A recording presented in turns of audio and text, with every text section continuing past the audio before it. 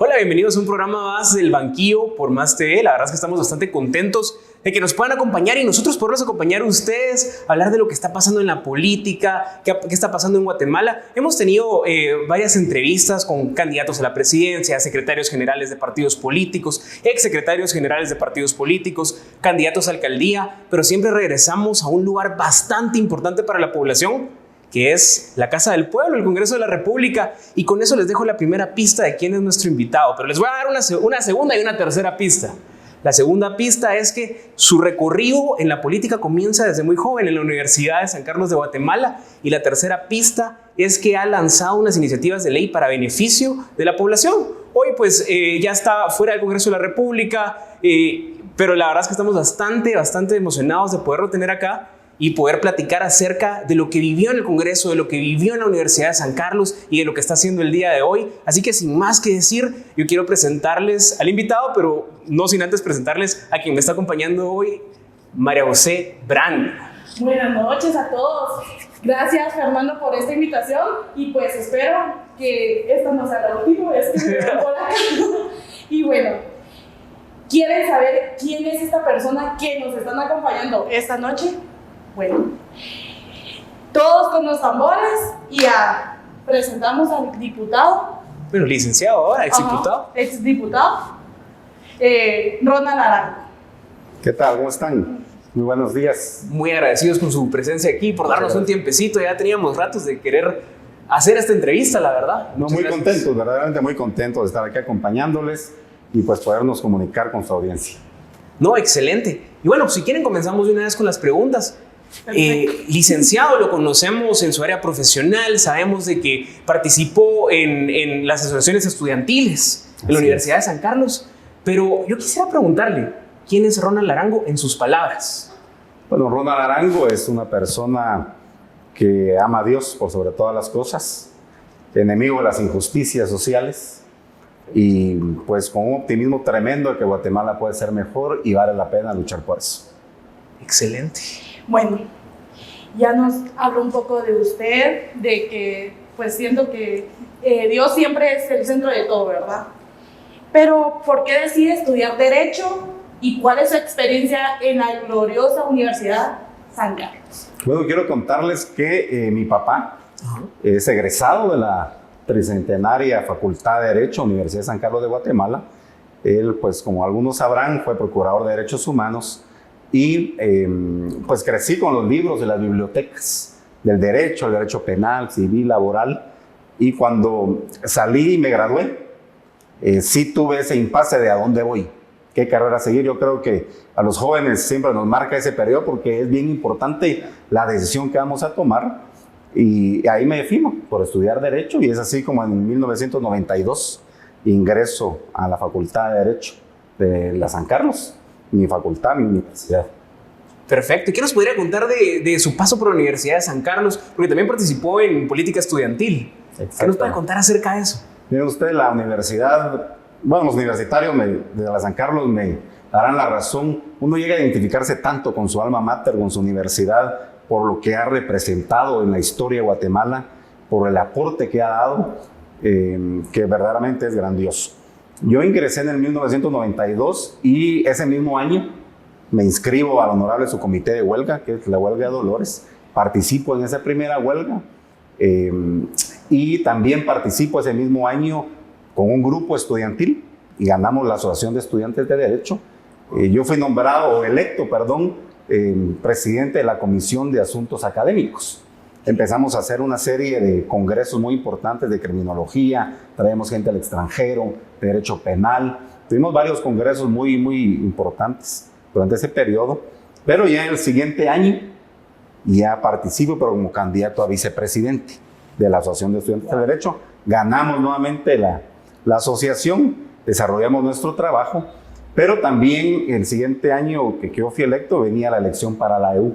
Entonces esta elección ya no es solo de la Facultad de Derecho, sino participan las 10 facultades y participan las escuelas no facultativas de la Universidad de San Carlos. Vota todo el estudiantado y decidimos pues participar y a mí se me invita como secretario de Finanzas en esta agrupación y también ganamos la EU.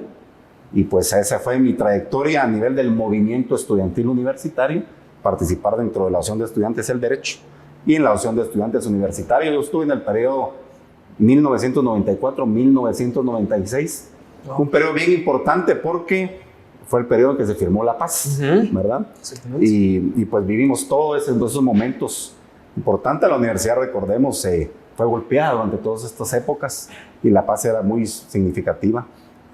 Pues sí, fue un periodo muy importante. Vimos muchas experiencias, definitivamente, durante esos años estudiantiles, que sí lo marcan a uno, dejan huella y le forman a uno también mucho su carácter, sus principios, sus luchas, con lo que uno se identifica, con lo que uno cree.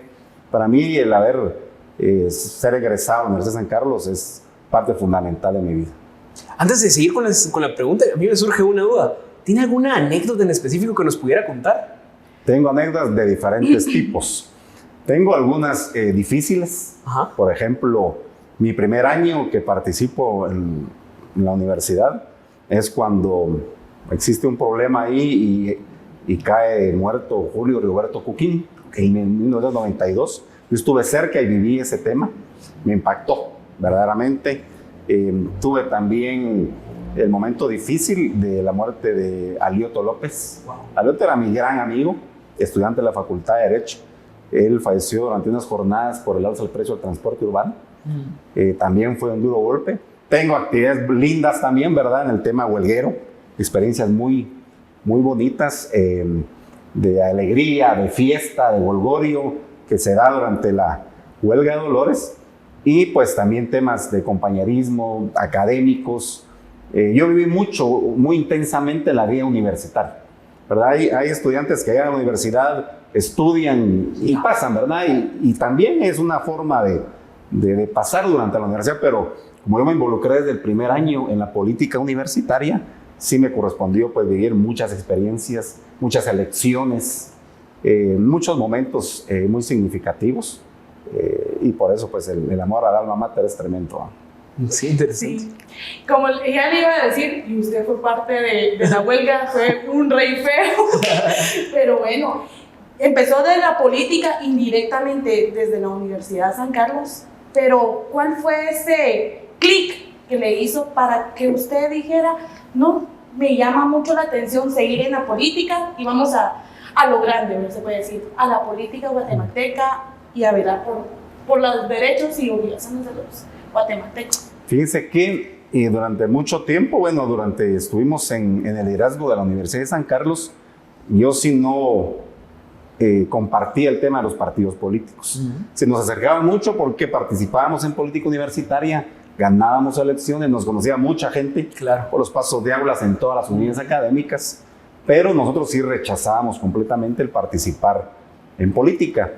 Fue hasta, quiero contarles que también fui electo representante de los estudiantes de Derecho ante el Consejo Superior Universitario. Fue la primera elección que yo tuve para representar al estudiantado ante un organismo legal, y como es el Consejo Superior, que es el máximo organismo de la Universidad de San Carlos. Cuando salí de representar a los estudiantes, en ese ínterin venía la última elección del ingeniero Álvaro Colum. ¿Qué? Y fue ahí cuando nos invitaron a una reunión con él. Llegamos varios dirigentes universitarios y él nos dijo, miren jóvenes, ustedes, su lucha ha sido siempre por el bienestar de la gente más vulnerable, han luchado por la educación gratuita, con calidad, la salud gratuita, y el apoyo pues a los más desposeídos, y pues mi plan de gobierno incluye mucho ese trabajo, y yo los invito a que ustedes sean parte. Y fue en ese momento cuando decidimos un fuerte grupo involucrarnos en el proceso electoral con el Partido Unidad Nacional de la Esperanza, que fue la elección cuando gana el ingeniero Álvaro Colum la presidencia. Ahí es cuando ingreso a participar ya en la política partidista. El primer partido fue la Unidad Nacional de la Esperanza. Interesante, y a mí me surge una duda acá. Bueno, pasa de la política estudiantil a la política partidista. ¿Qué similitudes tienen ambas? Yo creo que son diferentes.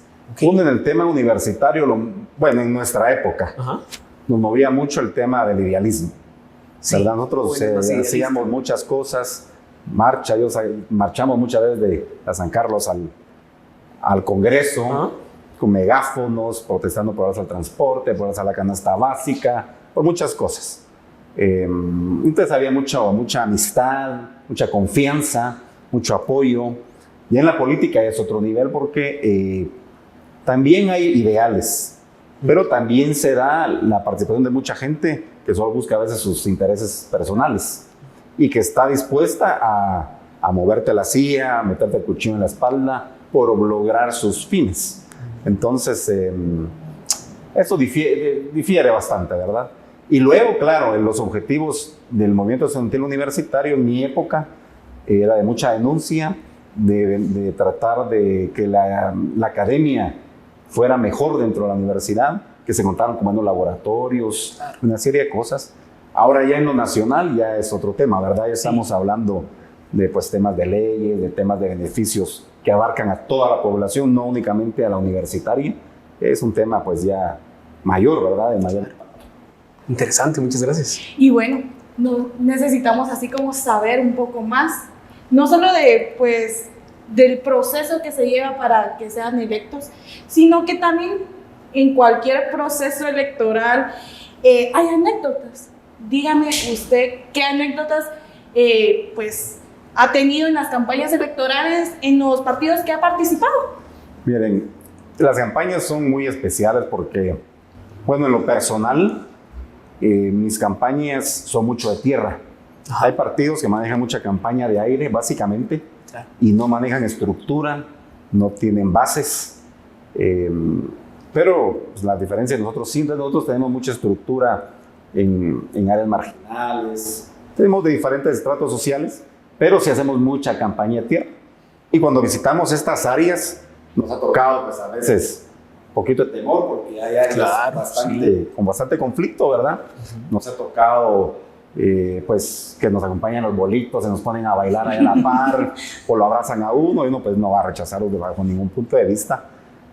O a veces nos invitan a comer cosas que a veces uno está algo a dieta, basta, y le sirven ahí el montón de grasa, pero uno tiene que comer porque a veces la gente es increíble.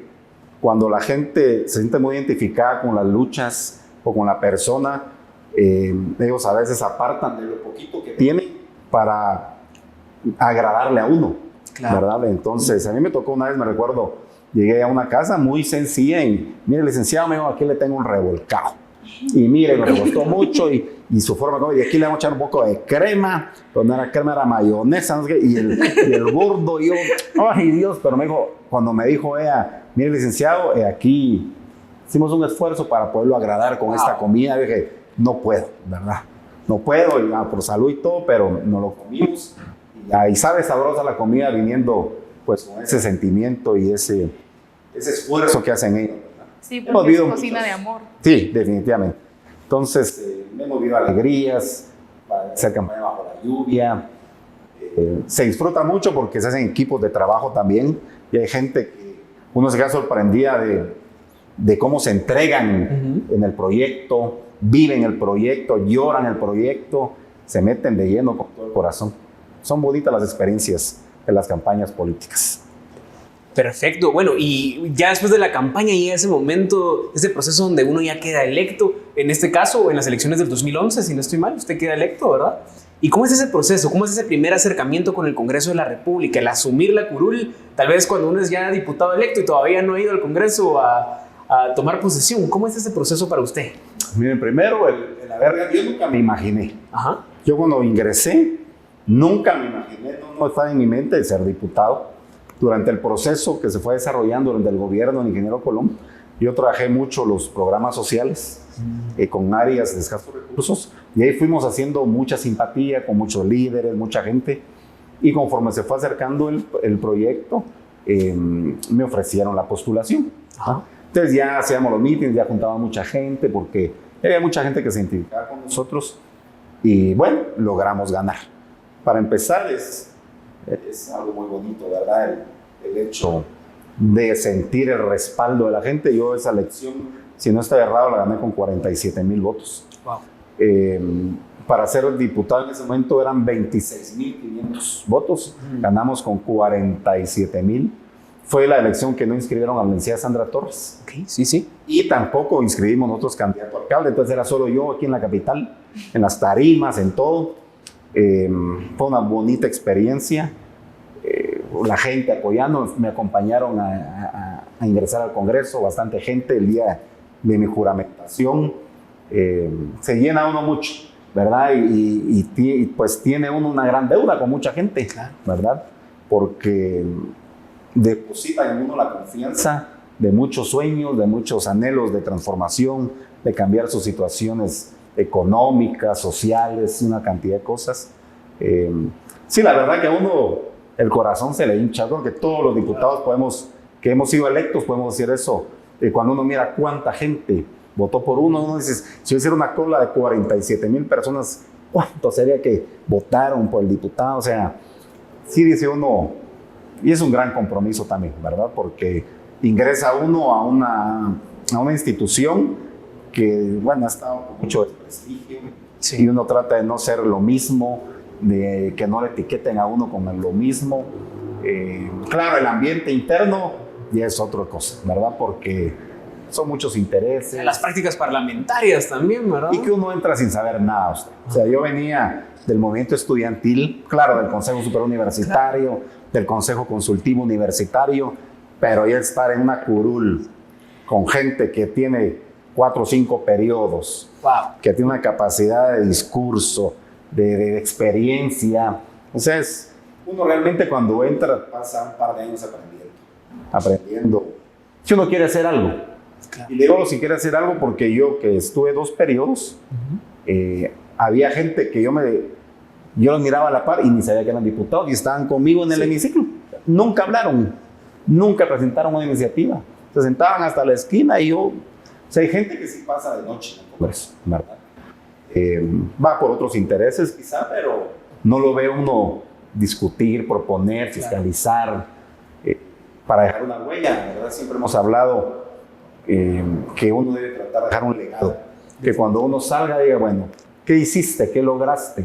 ¿Qué transformaste? Poder decir, bueno, este es mi legado, ¿verdad? Pero para dejar legado hay que trabajar, hay que proponer y a veces arriesgarse a confrontar grupos o personas que definitivamente no van a estar de acuerdo con las posiciones que uno tiene, ¿verdad? Definitivamente, pero para seguir hablando del Congreso de la República, vamos a irnos primero a un corte porque se está poniendo interesante y nosotros queremos que ustedes sigan acá con nosotros en la entrevista con el licenciado Ronald Arango, pero también por favor síganos en nuestras redes sociales. Justamente al final de este episodio les voy a contar de una dinámica que hicimos, que ya tenemos un ganador, felicitaciones. Y así que síganos en redes sociales, Más TV, en TikTok, en Facebook, en Twitter, en Instagram y también el Banquillo, que ya tiene redes sociales, así que síganos por favor. Y regresamos en breve con el licenciado Ronald Arango. Muchas gracias.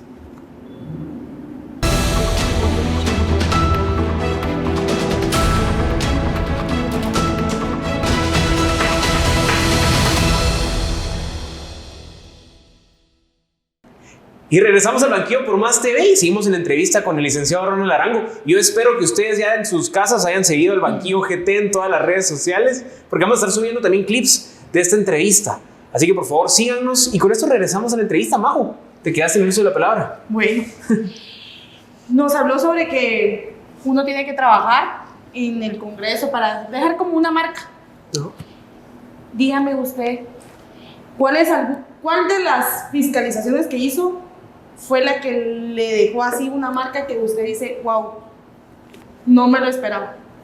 Bien, yo fiscalicé básicamente el tema de los programas sociales que manejaba el Ministerio de Desarrollo y sí se lograron detectar cuantiosos productos que a veces nunca ingresaban o que eran dados clientelarmente, y yo me dediqué mucho a eso porque para mí el Ministerio de Desarrollo era como el ente encargado de atender el tema de la pobreza, ¿verdad? Y era un instrumento, y es, o debería ser un instrumento que debería presentar algunas soluciones a los problemas de pobreza en el país. Sin embargo, creo yo que hasta el momento ningún periodo del famoso ministerio ha logrado atender como se merece este tema, la desnutrición, la pobreza y tantos temas que ellos deberían de estar abordando. Y al contrario, ahora, el día de ayer yo estaba viendo por Twitter que ahora somos el primer lugar pues a nivel mundial de pobreza. Sí, imagínense que antes nos ganaba Haití, ahora somos nosotros el primer lugar. Entonces sí es como algo que nos tiene que llamar la conciencia a nosotros los ciudadanos a ver qué están haciendo con el dinero que va o que tiene que ir destinado a esa área, ¿verdad? Totalmente. Que es la desnutrición, que es tanto los niños que se mueren y uno no tiene como esa conciencia, pero para que vean, ya somos el primer lugar en pobreza. Sí, es una noticia triste, yo creo que con la que nos levantamos el día al ver que el Banco Mundial nos cataloga como el país con mayor pobreza. O sea, ya superamos a Haití. Es lamentable que ocupemos lugares, no solo ese nivel de desnutrición infantil, 49% de pobreza de nutrición en nuestros niños es impresionante, ¿verdad? Es para no dormir como sociedad. Justamente, poner una cara a esa desnutrición, ¿verdad? Totalmente. Porque son niños al final de cuentas. Exactamente. Licenciado, bueno, usted participó con la UNE estuvo muy involucrada en programas sociales, con la Secretaría de Cohesión Social, y luego se crea el MIDES, básicamente para borrar la memoria histórica del gobierno de la UNE. ¿Qué diferencias mira usted? Esto ya es una pregunta de qué considera usted entre cómo era cohesión social y cómo se ha tratado el MIDES en los siguientes gobiernos. Bueno, cohesión social era bien interesante porque ahí se reunían todos los ministerios. Ajá. Y desde ahí era el eje de coordinación para atender la pobreza en el país. Entonces ahí se involucraban todos, a diferencia del Ministerio de Desarrollo, que el Ministerio de Desarrollo podrá necesitar apoyo del de Ambiente, de la Defensa, del de Agricultura, pero esa coordinación lleva otro proceso, ¿verdad? En cambio, cohesión social aglutinaba a todos los ministerios y desde ahí se podía dirigir una política muy especial. Realmente cohesión social impactó. Tuvo logros Altamente significativos. Yo sé que a veces hay gente que pueda atacar o señalar algunos temas porque a veces son oposición o porque no se han sentado a analizar, pero es indudable cuando uno ve las estadísticas. No cabe una duda de que cohesión social fue muy efectivo y que ejecutó planes de inversión social bastante importantes que impactaron las familias guatemaltecas. Yo cuando vi, por ejemplo, el programa, bueno, la bolsa era un programa, ¿verdad? Que llegaba a la puerta de la casa. Ahora, por ejemplo, el gobierno tiene 107,000 millones, en aquella época eran 51,000 millones, pero aquí en la capital se entregaban 130,000 bolsas a la puerta de la casa. Pero luego están las escuelas abiertas. Para mí ese programa era impactante. Para ustedes, todos los institutos públicos abiertos sábado y domingo, con más de 15 o 20 clases, recibiendo inglés, baile, danza, pintura, de diferentes tipos para los jóvenes. Y todos los jóvenes tenían derecho a su desayuno, almuerzo gratis. Ahí jugaban basquetbol, fútbol, muchas cosas, ¿verdad? Que se realizaban. Luego los comedores. Claro. Comedores que impactaron a desayunos a un quetzal, almuerzos a 3. Cuando hablamos del tema social, prácticamente yo creo que, bueno, las remesas, Mi Familia Progresa, que se daban en el interior. Ese fue un programa muy importante porque cada vez que venía el corte de café, los niños salían de las escuelas para ir al corte. Entonces se le dijo a los padres, miren, les vamos a dar 200 quetzales por niño, pero se les va a dar un carnet y el maestro debe de sellarles una vez al mes y deben llevarlo al centro de salud para que el doctor le ponga un sello. Si traen su cartón con los 2 sellos, que significaba que había ido al médico y que se estaba estudiando, se le daba los 200. Si no tenían esos sellos, no se les daba. Entonces, no, y el dinero se lo daban a las mamás, ¿verdad? Porque hay una cultura de que el hombre a veces se va a echar su octavito, ¿verdad? Entonces, la mamá es la que tiene que velar porque el tema del alimento de los niños y todo, y las mamás, había muchas mujeres indígenas que nunca habían tenido 200 quetzales en su mano.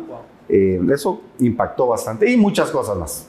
Pero muchos temas de programas sociales que impactaron y cohesión social dirigía todo eso. Sí, definitivamente. Sí, fíjense que casualmente pues uno pasa ahí por el ferrocarril y hasta ver el lugar donde era...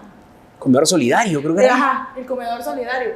Está tan echado a perder que hasta, digamos, a mí me da lástima ver a la gente que obviamente por la necesidad tiene que ir a comer, pero o sea, yo me imagino que ni a ellos se les antojaría ir a un lugar a comer así. Claro. porque lo tienen muy descuidado y todo eso, pero Un abandono institucional. Pero bueno, regresando a las preguntas, ¿usted nos puede contar acerca de alguna de las iniciativas que usted presentó? Miren, yo cuando ingresé en el año 2012, definí algunos temas, a focalizarme en unos temas. Porque a veces si uno se mete con todos, no aterriza. Entonces mi tema fue social y económico.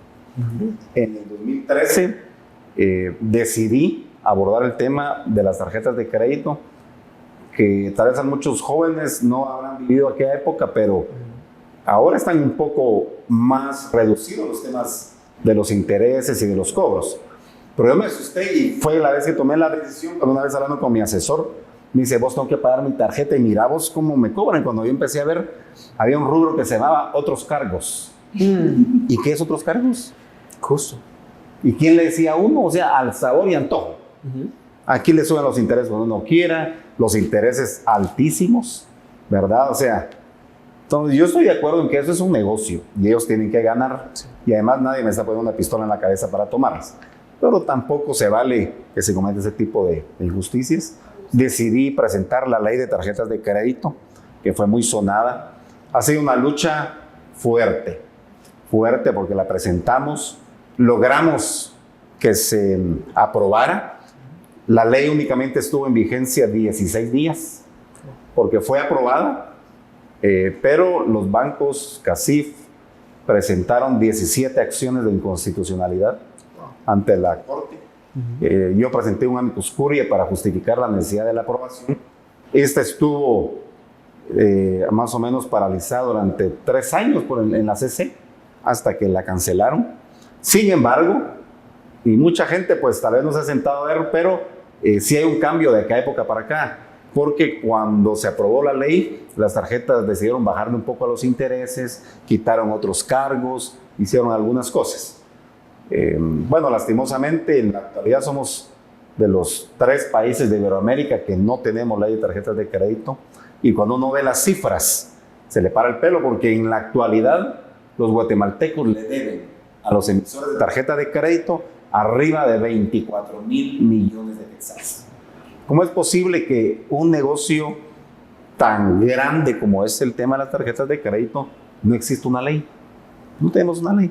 ¿En qué, como usuario, yo me puedo respaldar ante este negocio financiero, verdad?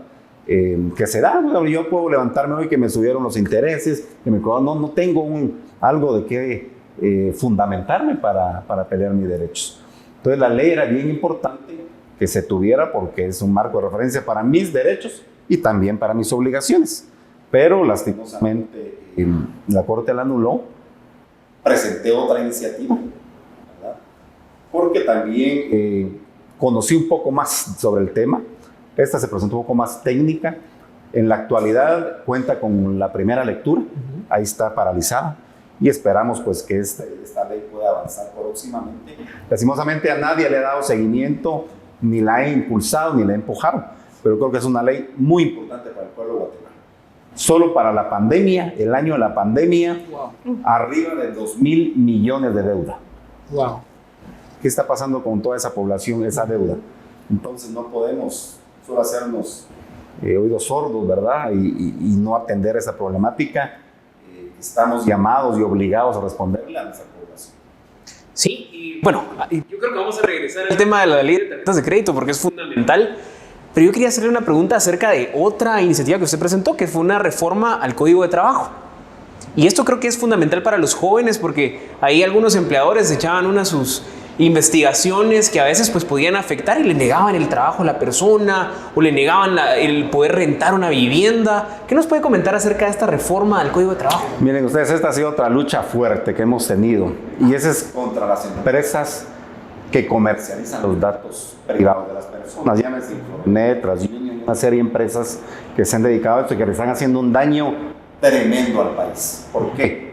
Estas empresas se encargan de recopilar la información de las personas. O sea, que ellos compilan, sistematizan, archivan y comercializan la información privada de las personas. violan la presunción de inocencia, porque si a uno, por ejemplo, lo demandan, ellos registran la demanda. Luego, si esa demanda tarda 3 años, usted va a aparecer con esa mancha que usted es una persona demandada. Durante esos 3 años se le violó el principio de inocencia, porque usted no es culpable hasta que sea vencido en un juicio. Entonces, durante esos 3 años usted ya no puede conseguir trabajo porque aparece como... Y luego, cuando usted al final sale de su problema, tiene que ir a pagar y hacer un procedimiento para que le limpien. Bueno, si usted debe una tarjeta de crédito 3 meses, usted debe la luz 3 meses, en fin, una serie de problemas. Estas empresas privadas recogen esa información y eso no le permite a usted tener acceso a un crédito, no le permite a usted tener acceso a un trabajo. Y esa reforma que yo presenté específicamente al Código de Trabajo es que el empleador tiene prohibido pedir información a empresas privadas sobre el solicitante del trabajo. Claro, yo como empleador tengo derecho a conocer a quién voy a contratar, claro, porque definitivamente. Entonces, el antecedente penal, el antecedente policíaco, referencias personales, sí, ya sean familiares o de amigos, referencias de su anterior trabajo.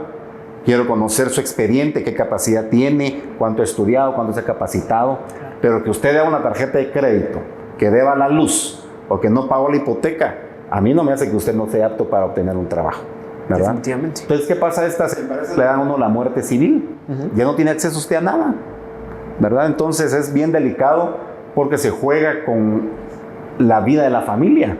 Porque ya usted no puede obtener un trabajo por esas empresas y no puede usted sostener dignamente a su familia. ¿Y qué pasa si un ser humano no le permiten el trabajo? Puede estar muy capacitado, 2 maestrías. Yo a veces no comparto la posición de algunas personas que me dicen que por qué defiendo yo eso, que ellos están muy solventes. Y todos estamos proclives a poder pasar un momento de eso. Una enfermedad, una pandemia. ¿Cuánta gente que era muy correcta en sus pagos, muy responsable, perdió su trabajo? Recuerden ustedes que solo el Instituto Guatemalteco del Seguro Social reporta una reducción del 20%. Wow. Estamos hablando de un 20% de los trabajadores registrados en el ICS que perdieron su trabajo. ¿Qué hicieron ellos durante más de un año para poder comer, para poder pagar su renta? Tuvieron que endeudarse. Pero ahora que tal vez no pudieron pagar, Infonet lo reporta como alguien no apto para un trabajo. Eso es inhumano, violatorio de derechos humanos, pero lo estamos permitiendo, ¿verdad? Y lo más chistoso es que uno está buscando el trabajo para poder salir de las deudas y ellos mismos no dejan que la persona pueda obtener el trabajo. Hemos luchado, yo he presentado amparos contra ellos. Lastimosamente el amparo que iba más avanzado lo presenté como presidente de la Comisión de Derechos Humanos del Congreso, pero cuando terminó mi periodo como presidente de la comisión, perdí también mi calidad de presidente de la Comisión de Derechos Humanos. Sí. Entonces me retiraron del proceso, ¿verdad? Pero quiero contarles otra ley que para mí también es de mucho orgullo. A mí se me sacaron los jubilados, pero los jubilados han sido un sector abandonado por completo. Definitivamente. Cuando vi las jubilaciones de 300, 400 quetzales, presenté la iniciativa de ley conjuntamente con varias organizaciones de jubilados y planteamos un aumento de 1,000 quetzales para todos los jubilados de las clases pasivas civiles del Estado que ganaran menos del salario mínimo. Y gracias a Dios, pues aprobamos que más de 78,000 jubilados se les aumentaran 1,000 quetzales. O sea que aquellos que ganaban 300, 500, fue significativo el aumento. Todavía es poco, pero ayudamos a 78,000 adultos mayores que con 300 quetzales no iban a pagar su medicina. Definitivo. Yo creo que Guatemala tiene que entrar a discutir como sociedad el tema de nuestros jubilados. Y no solo de nuestros jubilados, sino de nuestros adultos mayores. Porque somos una sociedad que casi el 78% está en la economía informal. Y entonces, cuando uno llega a ser adulto mayor, no tiene jubilación. ¿Quién lo sostiene a uno?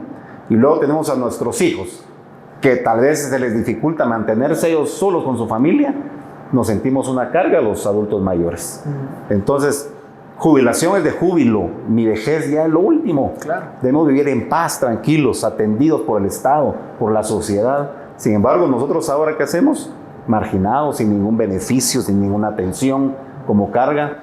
El tema del adulto mayor, el jubilado, debe ser completamente atendido por la sociedad. Otra de mis iniciativas. Todavía tengo otra bien importante. Dígalas todas, por favor. Bueno, esta que se aprobó, que es ley, también me siento muy satisfecho, es la ley para regular las empresas de cobro.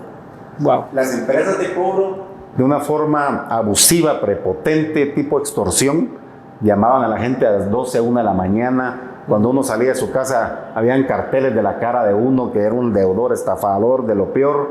Llamaban al jefe, lo visitaban, hablaban con el vecino, publicaban en Facebook, hacían averías. Claro. Esta ley la presenté y así reformamos el artículo 46 de la Ley de Bancos y Grupos Financieros, que ahora les prohíbe a ellos publicar a los deudores, les prohíbe cobrar a otras personas que no sean el deudor y fiador.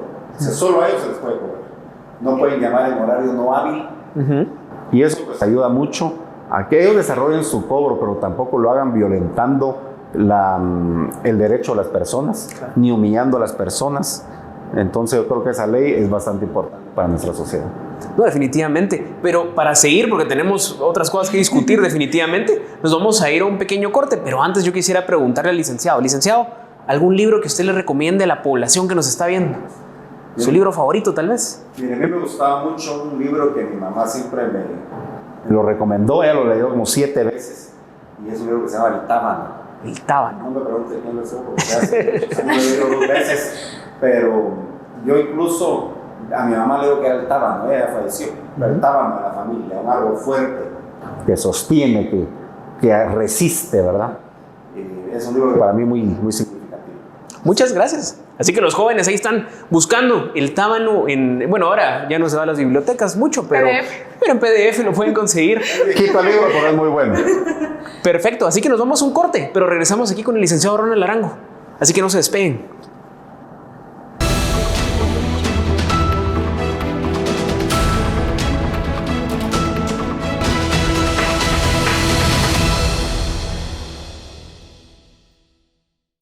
Y regresamos al banquillo en una entrevista que estaba bastante interesante con el licenciado Ronald Arango. Ya les dejó ahí la recomendación del libro. Así que ahí nos mandan foto de cuando ustedes lo estén descargando, lo estén leyendo. Mencionan también al licenciado Ronald. Mira, ya le estoy profetizando yo ahí. Ya no sé. Pero bueno, mencionan ahí al licenciado Ronald para que sepan que siguieron ahí la recomendación en cuanto a los libros. Y nos quedamos con una pregunta en el tintero. Majo. Bueno, como seguimos con eso de las iniciativas y todo eso, usted nos dice que la iniciativa de ley de tarjeta de crédito se quedó básicamente en el olvido. ¿Usted qué cree que fue o por qué es tanta la demora y la falta de voluntad a esa ley? Que para todos los guatemaltecos yo siento que sería un gran beneficio. Miren, el Congreso está integrado por personas que representan sectores o grupos. El tema de las tarjetas de crédito al sector que afecta directamente es al sector emisor de tarjeta, bancos, emisores. Definitivamente habrán algunos operadores políticos que frenen esto, porque realmente es una necesidad tremenda. Yo he hablado con algunos operadores, hay operadores que manifiestan que algunos están interesados en que salga porque también regula obligaciones. Claro. Pero habrán otros, cuando uno se pone a estudiar un poco los intereses de cada tarjeta, se ve que hay tarjetas que son más agresivas y abusivas en los altos intereses que otras. Pero definitivamente hay gente interesada en que esto no camine, ¿verdad? Pasó la primera lectura y ahí se quedó ya más de 1 año y medio, ¿verdad? Y ante la necesidad urgente que está viendo el guatemalteco, yo creo que esa es una de las leyes que los diputados deberían de impulsar de urgencia nacional. Definitivamente.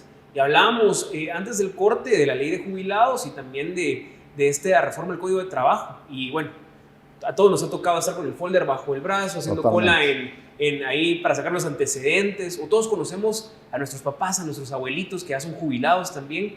Mientras usted elaboraba estas iniciativas, ¿hay alguna anécdota, algún caso que tal vez nos quisiera contar? ¿Alguien que le llegó a pedir esta iniciativa tal vez? Mira, el tema yo empecé con lo de las tarjetas de crédito. Ajá.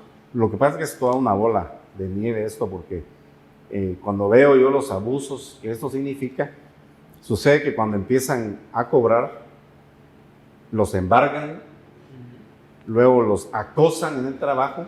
Esto lleva a que muchos pierden su trabajo y como pierden el trabajo, los embargan e Infonet ya los tiene manchado, esa persona ya no consigue trabajo.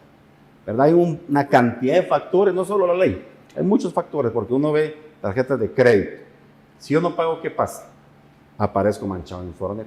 Si aparezco manchado en Infonet, ¿qué pasa? No consigo trabajo. ¿Y qué otra cosa puede conllevar a esto? Que me embarguen, que me arraiguen, ¿verdad? Entonces, es una muerte civil la que la persona tiene. No atienden los casos personales, porque, por ejemplo, en ese tema de la pandemia, hay gente que lleva 10 años de ser muy cumplido en el pago de sus deudas, en el pago de sus tarjetas, pero en la pandemia se atrasó, ¿verdad? ¿Por qué el banco no lo sentó y le dijo, mire, ¿qué le pasó? Si usted tiene 10 años de ser responsable, y que él va a decir, mire, si usted sabe que yo quiero pagar, pero mire, me pasó esto, veamos cómo solventamos, sino que lo agarran a mansalva. Ahora, ¿qué pasa? Muchos de estos casos tienen que emigrar a Estados Unidos porque aquí ya no consiguen trabajo. ¿Sí? No consiguen, entonces, ¿qué les queda?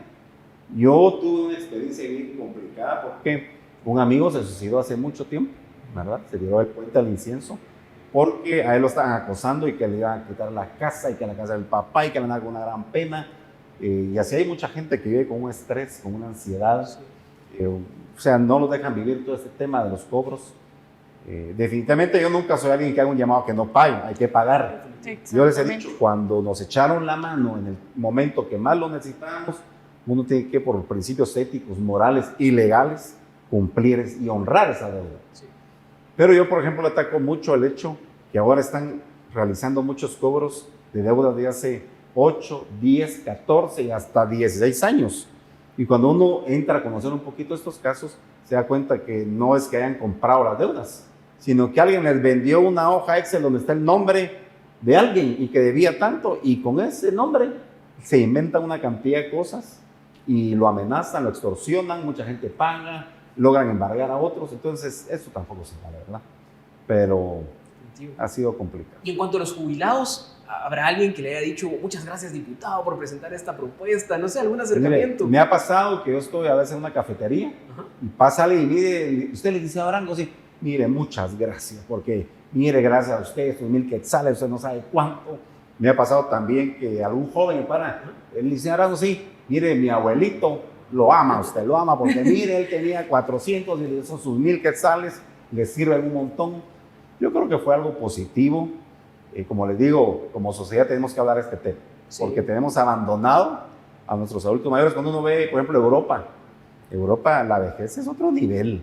Andan los viejitos en sus bicicletas, con buenas pensiones. Hacia ahí se supone, y primeramente Dios, vamos todos, ¿verdad? Pero solo pensamos en el presente.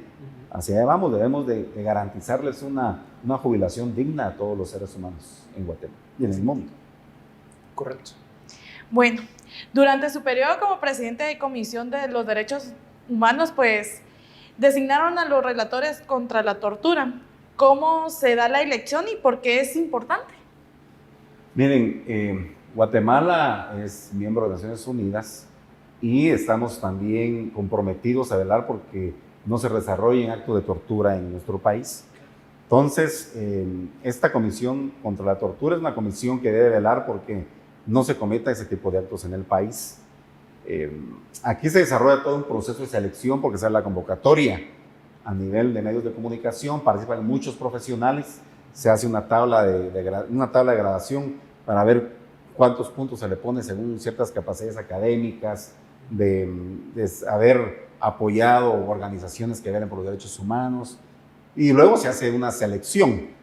Ahora bien, ese es un tema también bastante político porque la Comisión de Derechos Humanos es una comisión bien especial de todas las comisiones que hay en el Congreso.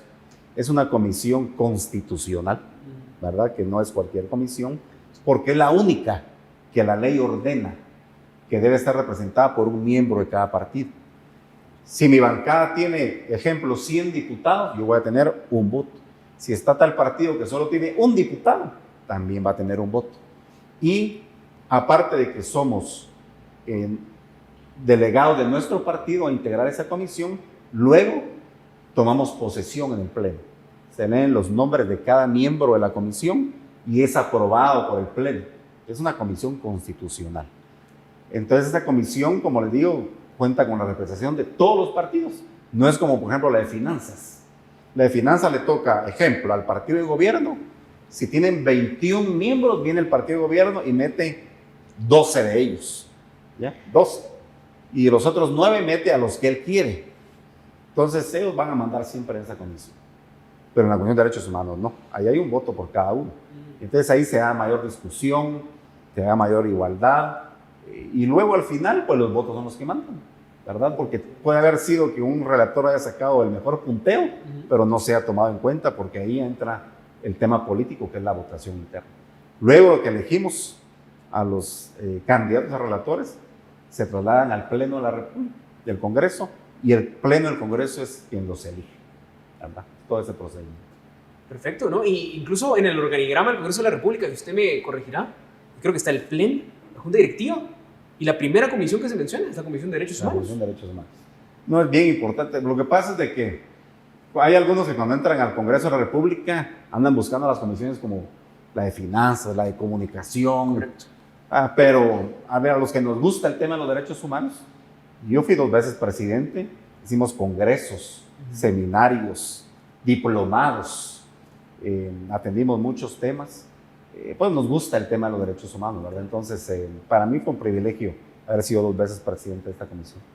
Importante que se reconozcan los derechos humanos y que no se tenga esos... Ahora hay una moda que un presidente justamente de la región está imponiendo de que se defienden a los delincuentes, pero eso no es así. ¿Nos puede explicar un poquito de qué son los derechos humanos para nuestra audiencia? Bueno, los derechos humanos son derechos inalienables que cada ser humano tenemos, los cuales debemos garantizar.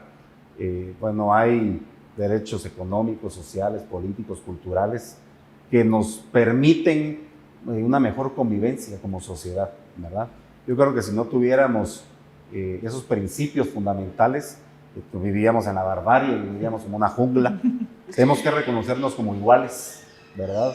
A veces aquí nos quieren hacer diferencia por el tema económico, el tema... No, pero aquí ante la sociedad, ante los derechos, todos somos iguales, así como somos ante Dios, ¿verdad? Somos todos hijos de Dios.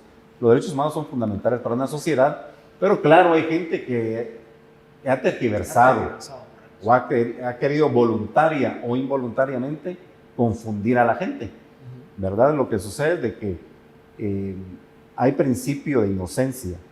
Cuando alguien es capturado, ante el Estado es inocente, hasta que no sea condenado ya en juicio, ¿verdad? Por un juez competente. Durante todo ese proceso debemos de garantizarle a él todos sus derechos como inocente. Claro, uno lo ve por su condición económica, por sus antecedentes a la persona que fue capturada, pero veámoslo como cualquier ser humano. Sí. Cualquiera de nosotros puede pasar un proceso de esos y queremos que se nos respeten nuestros derechos, ¿verdad? Entonces, a veces se tergiversa, pero es bien importante que como sociedad velemos por el tema de los derechos humanos. Definitivamente. Bueno, y hay una pregunta recurrente con todos los diputados y exdiputados, ¿verdad? Que es, bueno, y ahora, bueno, Ronald Arango salió del Congreso de la República, ¿y ahora qué se dedica Ronald Arango? Y usted es licenciado en ciencias jurídicas y sociales. ¿Qué hace ahora Ronald Arango? Pues quiero contarles que actualmente soy asesor de la bancada de la UNE. Entonces estoy abordando ahí, conociendo algún tema de iniciativas, de análisis, de propuestas. Estamos pues trabajando en lo que nos gusta, ¿verdad? En estos temas. Y trabajando también en el tema político. Son 2 ámbitos en los que nos estamos desarrollando actualmente. Perfecto. Y bueno, ¿y cuál es el futuro de Ronald Arango? Bueno, fíjense que actualmente estoy, por invitación de la licenciada Sandra Torres, estoy coordinando el área metropolitana del partido UNE.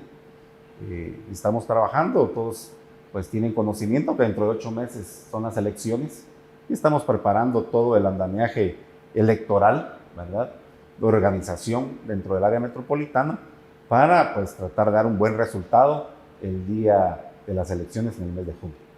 Bueno, perfecto. Bueno, y con eso concluimos esta etapa de la entrevista, que es un poquito del área profesional, como diputado, como licenciado, pero nos vamos a una parte que les interesa un montón a nuestros televidentes, que es saber un poquito más de la persona. Y entonces le vamos a hacer un par de preguntitas, unas 4 preguntas, para conocerlo un poquito más. Ya le preguntamos el libro, pero ahora cuéntenme, ¿cuál es su película favorita, por ejemplo? Mire, a mí me gusta mucho el cine, pero una de las películas que siempre me ha gustado y la veo, me la he visto muchas veces, es El Padrino. El Padrino. El Padrino me gusta bastante, su saga completa, ¿verdad? Me apasiona ver todo ese proceso, me gusta, es un gran desarrollo, una gran producción que ha dejado huella en la historia cinematográfica del mundo, ¿verdad? Definitivamente. Y cuando usted tiene un amigo extranjero y le dice, mira, tenés que ir a este lugar específico porque es mi lugar favorito de Guatemala y turístico, ¿cuál dice usted? El lago de Atitlán. Me fascina ir a los pueblos, ese viaje en lancha, tomarse un café uno allá a la orilla del lago, ver ese paisaje, ese clima. Me gusta mucho de Guatemala, verdaderamente hay lugares que todavía no he ido a visitar, que los tengo pendientes y deseo hacerlo, pero me gusta mucho, por ejemplo, Tikal. Tikal es la antigua. Nos vamos el banquillo. Alta Verapaz tiene lugares preciosos. Hay lugares que todavía me faltan visitar, por ahí Huehuetenango, hay lugares muy bonitos también. Pero si yo decido a uno, tengo que ir al lago de Atitlán. Ahí es uno de mis lugares favoritos. Perfecto. ¿Y su comida típica favorita? Bueno, a mí me fascina, y toda la gente que está cerca de mí lo sabe, es la gallina, el caldo de gallina. La gallina asada, a las brasas Mira, ahí. una pregunta, ¿con tamalito o con tortilla? Tamalito. Tamalito. Tamalito ahí con buen chilito. Qué rico. Es delicioso. Nos vamos a San Lucas porque ahí... delicioso. Pero me gusta todo, me gusta el caquic, me gusta mucho. Las tostadas, me gusta mucho, las tostadas, los rellenitos. Ahí. La verdad que Guatemala tiene ese privilegio de tener una gastronomía tan rica, ¿verdad? Y tan variada, que tenemos tantos platillos, jocón, una cantidad de revolcado. Los todo me tamalitos. gusta. No, de balde Ya nos está dando hambre a todos, ¿verdad? Los tamales el sábado. No, delicioso, Bueno, delicioso. ¿y qué personaje o persona guatemalteca le gustaría conocer? Y también, si fuera internacional, también a cuál. Yo de Guatemala admiro mucho a Ricardo Arjona. Ricardo Arjona. Me gusta Segundo, de dónde él surge, cómo va creciendo, cómo se arriesga a viajar sin nada concreto, todo ese proceso de lucha. Increíblemente, pero Ricardo Arjona es reconocido en el mundo. Sí. Es Hasta increíble Don Omar el quiere nivel. hacer Sí, su sueño. un sueño que él quiere cantar con Ricardo Arjona, imagínense. Y me gusta, por ejemplo, el hecho de que a veces, bueno, no es que no lo conozca, apenas que sea mi amigo, pero tiene sus raíces y está muy identificado con su país. Otra persona, por ejemplo, que admiro, que posible hoy desayuné con él, es Álvaro Aguilar, de Alush Nahual. Sí, sí. Alush es un grupo reconocido también, tiene buena música. Hay verdaderamente mucha gente aquí que uno debe admirar en muchos ámbitos, en temas deportivos, tenemos temas musicales, temas políticos, culturales, en fin, tantas cosas, ¿verdad? Buenísimo, bueno, y ahora vamos, muchas gracias por las respuestas, pero es que me emociona esta parte del programa porque le vamos a dar ahí unos nombres, unas palabras, y usted dice lo primero que se le venga a la mente, pero por ejemplo, si le digo Alejandro Yamatei, no me va a decir actual presidente, sino lo que usted considera a esa persona. Vamos a hacer unas 10 palabritas porque ya se nos está acabando el tiempo, pero comienza, por favor. USAC. Mi alma mater. Vamos con la AEU actual. Pasado en blanco. Okay. Bueno, Jordán Rodas. Juan Rodas se desvió de su papel. Vamos con Sandra Torres. Sandra Torres, una mujer luchadora. Congreso de la República. El poder popular. Walter Mazariegos. Rector de la San Carlos. La CICIG. La CICIG también desvió su función. Ok, vamos con Partido Todos. Partido Todos, partido del que fui parte de su fundación. Alejandro Yamatei. Desaprovechó la oportunidad de dejar huella en el país. Elecciones 2023. Determinantes para cambiar la triste realidad de nuestro país. Tarjeta de crédito. Necesidad de ser regular. Bueno, vamos con la última, Guatemala. Guatemala, el amor de mis amores. Perfecto, muchas gracias, licenciado, por el tiempo que nos ha brindado. Yo quisiera dejarle el uso de la palabra para que diga las palabras finales a nuestra audiencia. Bueno, primero que nada, agradecido con ustedes por esta oportunidad. La verdad que me sentí cómodo, pudimos expresarnos como quisimos, como poder pues comentarle a su audiencia lo que hemos aportado. A veces uno habla sobre algunos temas como las iniciativas que se presentaron, pero atrás de eso hay pues bastante lucha, esfuerzo, crítica, porque cuando impulsé estas leyes también me impulsaron campañas de desprestigio, pagadas en redes sociales, pero gracias a Dios nunca van a decir que nos vendimos con ellos o que aceptamos algo de ellos lo saben perfectamente, pues estamos conscientes de que estamos llamados a dejar un legado y que es justa la lucha, que es necesaria para poder aplacar un poquito el abuso que sufre nuestro pueblo. Guatemala es el país, creo yo, donde más abusan de su sociedad y nadie los defiende. No contamos con entes que verdaderamente protejan al consumidor. Yo creo que es bien importante que se legisle para tener una entidad, una secretaría que vele por el consumidor, que tenga dientes y que pueda ser respetada por todos estos grupos que abusan de nuestra sociedad. Okay. Muchas gracias, Ma. Bueno, muchísimas gracias a todos ustedes. Primero a Fernando por la invitación y pues a todos por habernos visto. Fernando. O síganos en redes sociales también. Licenciado, ¿usted tiene sus redes sociales también? Sí, me pueden seguir tanto en Instagram como en Facebook, en Twitter y en TikTok, Ronald Arango. Ahí estamos para servirles y ahí compartimos un poquito de lo que hemos hecho, de lo que estamos haciendo y de lo que deseamos hacer en el futuro. Así que nos mandan el screenshot con el follow al licenciado y a nosotros y nos vemos la otra semana aquí en el Banquillo por Más TV. Gracias por sintonizarnos.